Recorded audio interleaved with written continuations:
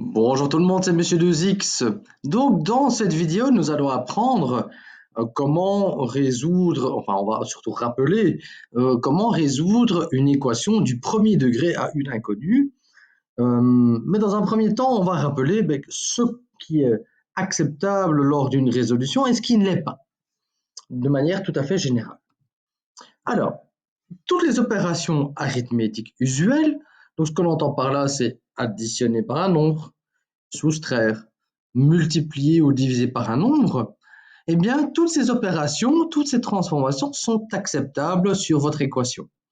Donc, vous pouvez les transformer comme vous voulez, tant que l'opération que vous faites d'un côté de l'équation, vous l'effectuez aussi de l'autre côté de l'équation afin de garder ce symbole d'égalité. Les deux opérations qui sont totalement interdites, ce sont la multiplication et la division par une expression qui dépend de votre inconnu. Alors, qu'est-ce qu'on entend par là? Alors, par exemple, ici, dans cette équation-là, on se rend compte qu'il y a un facteur qui est commun aussi bien à gauche qu'à droite. C'est le x.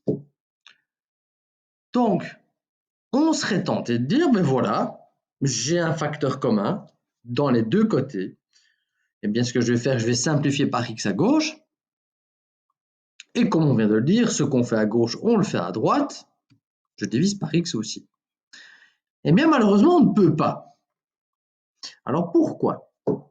Il y a trois raisons possibles. La première, et c'est le cas ici, c'est que vous ne connaissez pas votre valeur x ou votre expression. Vous ne savez pas ce qu'elle peut valoir. Vu que vous ne connaissez pas x, le but, c'est de le chercher.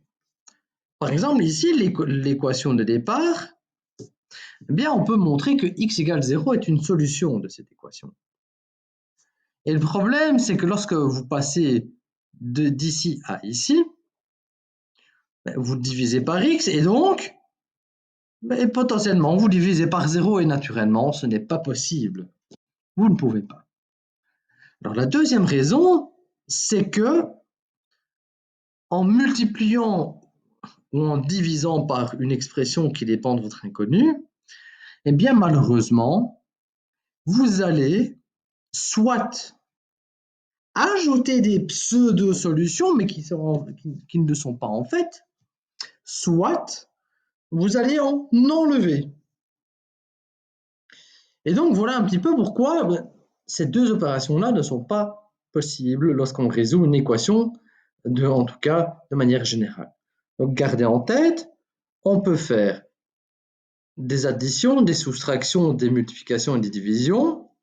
Les deux seules choses qu'on ne peut pas faire, c'est multiplier ou diviser par une quantité, une expression qui dépend de votre inconnu. Alors, on va passer aux équations du premier degré à une inconnue. Dans les deux premiers exemples, dans les deux premiers exercices, on fait le détail, ainsi on se remet dans le bain. Dans les deux suivantes, on va plus vite, on passe des étapes. Alors le but ici, c'est pas de faire un cours sur les équations du premier degré à une inconnue. Cette notion, ce genre d'équation, leur résolution, vous êtes censé déjà le connaître. Alors ici, on va faire quelques détails pour les deux premières équations, mais après, on va plus vite. Il faut prendre l'habitude, vous devez gérer ça. Alors, pour la première, en général, pour ce type d'équation, rappelez-vous la vidéo précédente, on a bien spécifié que pour chaque type d'équation, il y aura une résolution particulière. On ne peut pas faire tout ce qu'on veut tout ce qu'on veut et la même chose pour tout type d'équation. Il va vraiment devoir faire des choses différentes. Pour ce type d'équation, mais l'idée c'est simple, on va isoler d'un côté l'inconnu ou la variable et de l'autre côté tout ce qui n'est pas inconnu ou variable. Donc pour des équations du premier degré à une inconnue.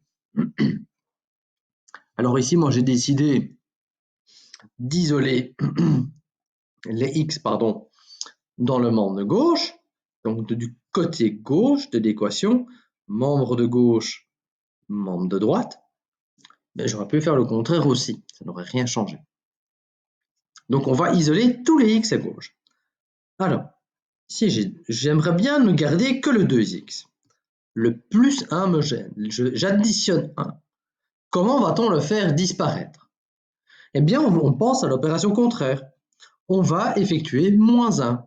On va soustraire moins 1 dans le membre de gauche. Mais si je fais ça dans le membre de gauche, je fais ça dans le membre de droite. Et je tombe sur cette équation-là. Alors ici maintenant, qu'est-ce que j'aimerais bien avoir? C'est n'avoir que du 4 ici, que le 4. Donc ici, je soustrais 3x dans le membre de droite. Eh bien, on pense à l'opération contraire. On va lui additionner 3x. Mais si je fais ça à droite, j'effectue ça à gauche. Et donc, je tombe sur l'équation de 5x égale 4. Maintenant, qu'est-ce qui me gêne? Moi, ce que je veux, ce n'est que le x. Le 5 multiplie ici le x. Donc, soit il y a un petit point pour symboliser la multiplication, soit il n'y a rien. Eh bien, 5 multiplie x, je veux le faire disparaître. On pense à l'opération contraire. On va donc diviser par 5. Mais si je fais ça à gauche, j'effectue ça à droite. Et donc, la solution de notre équation, c'est x égale 4 cinquièmes. Deuxième exemple. Alors, ce n'est pas parce qu'il y a des fractions que ça doit changer, ça change quoi que ce soit. Même chose si on a des racines carrées. Ok? Des coefficients avec racines carrées, ça ne change rien. Alors, ici, même chose. Je veux isoler tous les x à gauche. Le moins 4 me gêne. Je pense à l'opération contraire. J'additionne 4.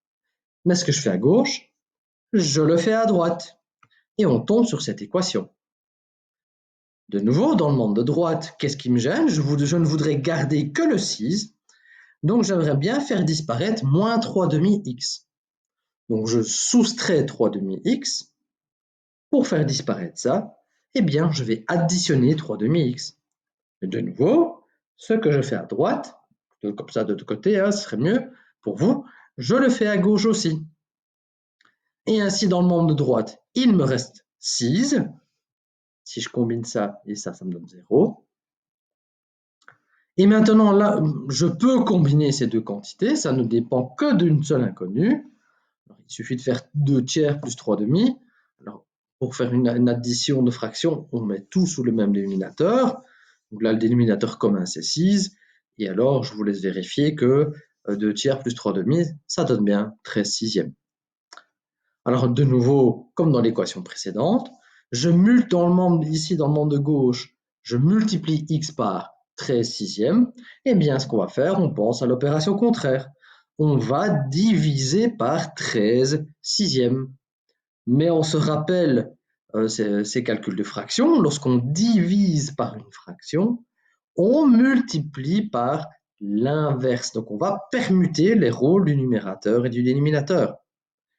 Donc, si on permute les rôles, on va multiplier par 6 treizièmes. Et donc, à gauche, dans le membre de gauche, il ne me reste que x. Et à droite, rappelez-vous, eh bien, il suffit de multiplier ici les 6 entre eux.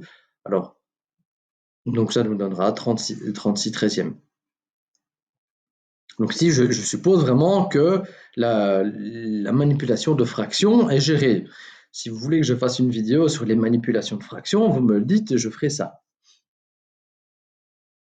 Alors, prochain exemple, x moins 1 sur 3 plus 5x égale 2x moins x moins 1 sur 2. Alors moi, ce que j'aime bien faire dans ce genre de cas, alors je vais ici diviser, je vais scinder cette fraction en 2, et je vais ici scinder cette fraction en 2. Donc x moins 1 sur 3, c'est x tiers moins 1 tiers. Alors x moins 1 sur 2, c'est x demi moins 1 demi. Mais attention, j'ai un signe moins. Donc, à cause du signe moins, eh bien, on change le signe des deux termes. Faites bien attention, on distribue le signe moins sur les deux parties. Alors ici, on va faire ça en étapes, on ne fait pas tout en un coup, on va combiner ces deux-là. Ça va me donner, si je calcule bien, 16 tiers de x. Et ici, on va combiner ces deux-là, ça va me donner 3x sur 2. Et là, on retombe dans la même situation qu'ici. C'est exactement le même type d'équation. Et donc, Dans le membre de gauche, le 1 tiers me gêne. Donc, on va additionner 1 tiers dans chaque membre. Et dans le membre de droite, c'est le 3x demi qui me gêne. Donc, pour le faire disparaître, on va soustraire dans les deux membres 3x demi. Et c'est pour ça qu'on passe de là à là. Donc, on additionne 1 tiers, et on soustrait 3x demi, 3x demi. C'est pour ça on tombe sur cette relation-là. Et ensuite, ben là, on va mettre sous le même dénominateur, et là, on va mettre sous le même dénominateur. Donc, on a 23x sixième qui vaut 5 sixièmes. Donc là, j'ai les mêmes dénominateurs de chaque côté, je peux les enlever. Et donc ensuite, ici, qu'est-ce qu'il suffit de faire? On va diviser par 23. Alors, ce n'est pas affiché à l'écran correctement. Laissez-moi mettre ça par là-bas. Voilà. Et donc, si on divise par 23 les deux membres, eh bien, je tombe sur x égale 5 23e. Dernier exemple. Alors, là, on retombe exactement sur le même type d'équation que l'équation numéro 2. Donc, on va isoler les x. Donc, on va soustraire par 3 cinquièmes dans le membre de gauche et par 1 quart dans le membre de droite. On met sous le même dénominateur. On combine. Et ensuite, eh bien, ici, on va devoir multiplier par moins 35. Donc, moins 35, ce qui va me donner x égale 70. Alors, petite remarque, par rapport au nombre de solutions que peut avoir une équation du premier à une inconnue, il peut y avoir trois possibilités. La première, qui a été représentée dans les 4 exemples précédents, c'est que votre équation n'admette qu'une et une seule solution. Alors, pour faire comprendre que votre équation admet une et une seule solution, on va écrire S pour dire solution, et on va noter entre crochets ici, dans vos crochets, eh bien, on va y lister toutes les solutions qu'on a trouvées. Donc, par exemple, ici, la solution de cette équation, eh bien, on écrirait S égale les crochets 70. Parfois, une équation, elle admet une infinité de solutions. C'est-à-dire que quels que soient les x que vous allez tester dans votre équation, eh bien, elle va toujours vérifier l'égalité que vous voulez vérifier. Pour faire comprendre que toutes les solutions, toutes les x, quel que soit le x que vous testez, eh bien, soit solution, eh bien, on écrira S égale R pour les réels. Et parfois, il y a certaines équations qui admettent zéro solution. On va dire qu'elles sont impossibles. Et donc, dans ce cas-ci, ben, laissez-moi mettre ça de l'autre côté. Eh bien, on écrira S égale un zéro barré. Alors, ce n'est pas zéro barré, on dit que c'est l'ensemble vide. Votre équation n'admet aucune solution. Donc voilà, j'espère que ces rappels vous ont aidé. Donc on va les utiliser tout de suite après par après. Et c'est vraiment la base de tout ce qui va suivre dans ces rappels et ces compléments. Donc voilà, n'hésitez pas à liker, à partager. Si vous avez des questions, n'hésitez pas à les mettre en commentaire. Et sinon, je vous souhaite un très bon après-midi. Travaillez bien et à bientôt. Au revoir.